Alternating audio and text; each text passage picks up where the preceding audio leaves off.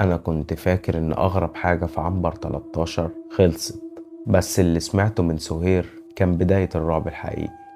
القصة دي مش عارف أقول عليها مرض ولا حاجة تانية. دلوقتي بقى اعمل لايك واشترك في القناة لو انت على اليوتيوب، أو اعمل متابعة لو انت على الفيسبوك، ويلا بينا نحاول نفهم مع بعض.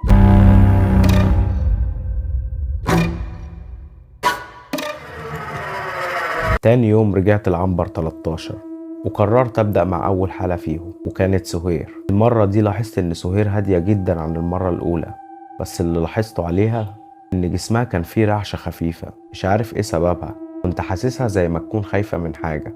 بصيت لها وقلت لها حاولي تهدي يا سهير، وابدأ احكي لي حكايتك. وسهير بدأت تحكي. أنا اسمي سهير، كنت عايشة حياة بسيطة وجميلة جدا، كنت مبسوطة لحد ما أبويا توفى. من اليوم ده كل حاجة اتغيرت 180 درجة، كأن الأمان اللي في البيت راح.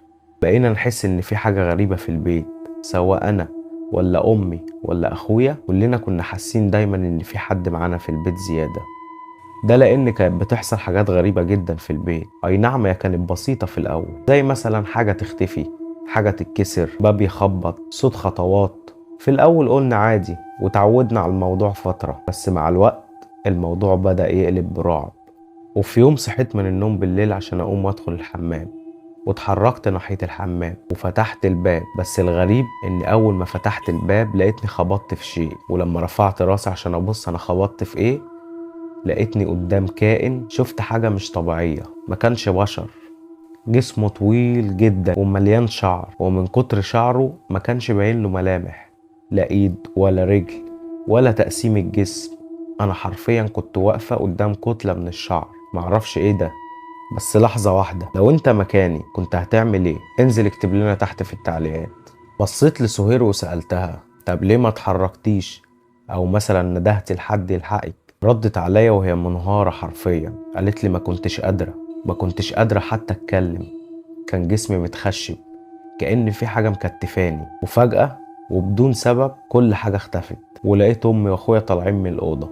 وسبب خروجهم من الأوضة هو ان باب البيت بتاعنا خبط، واخويا الصغير راح وفتح الباب. المفاجأة بقى اللي ما كناش عاملين حسابها اننا لقينا ابويا هو اللي كان بيخبط على الباب. في اللحظة دي انا اغمى عليا ووقعت على الارض، بس ما وقعتش على ارض الصالة زي ما كنت واقفة، لا، انا وقعت على الارض وانا واقعة من فوق السرير وصاحية من النوم مخضوضة. ايوه هو زي ما فهمت كده، ده كان مجرد كابوس. قلت الحمد لله وطلعت قعدت تاني على السرير. مسكت موبايلي وبصيت في الساعة، كانت الساعة مميزة جدا ومش قادر انساها لحد دلوقتي. كانت الساعة 3:33، رقم مميز مش كده يا دكتور؟ وانا سرحانة شوية مع الرقم ده، فجأة سمعت صوت خربشة تحت سريري، وبعد كده الصوت اختفى.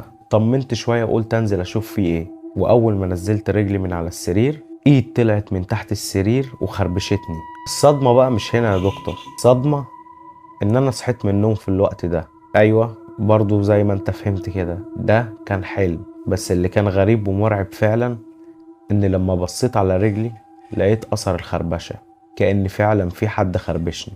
قمت وخرجت من اوضتي، قلت اتمشى شوية في البيت. لسه بفتح باب الأوضة بتاعتي لقيت قط اسود بحجم كلب حرفيا، وكان مبرقلي وعينيه كانت حمرة تماما، مفيش نني، هو كل اللي موجود حمار وبس. وكان باصص عليا ونظره كله متثبت عليا انا.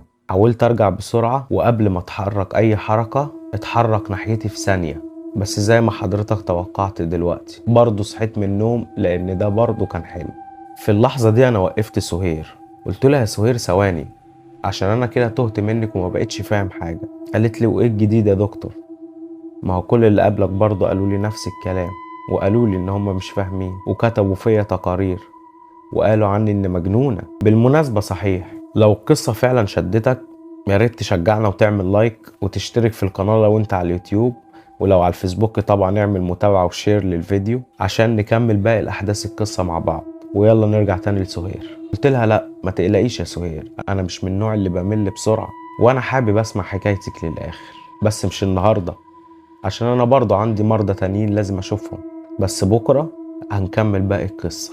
سهير بصت لي وابتسمت ابتسامة غريبة ما فهمتش معناها صراحة، وقربت وشها من وشي وقالت لي هو انت واثق انك هتكون هنا بكرة؟ ما اكدبش عليكم، وقتها حسيت ان الموضوع مش مجرد حالة عادية. الشخص اللي انا بتعامل معاه وقاعد قدامي دلوقتي شخص غامض ومش مفهوم. هل هي ممكن تكون بتلعب معايا ألاعيب نفسية؟ دلوقتي بقى السؤال ليكم انتوا، هل اللي عند سهير ده مجرد مرض ولا في حاجة تانية واحنا مش فاهمينها؟ ولو حابين تسمعوا الجزء الثالث من قصتنا انزل دلوقتي في التعليقات اكتب لي كمل، واوعدك بكرة في نفس الساعة دي اللي انت بتتفرج فيها على الفيديو هتلاقي الجزء الثالث. سلام.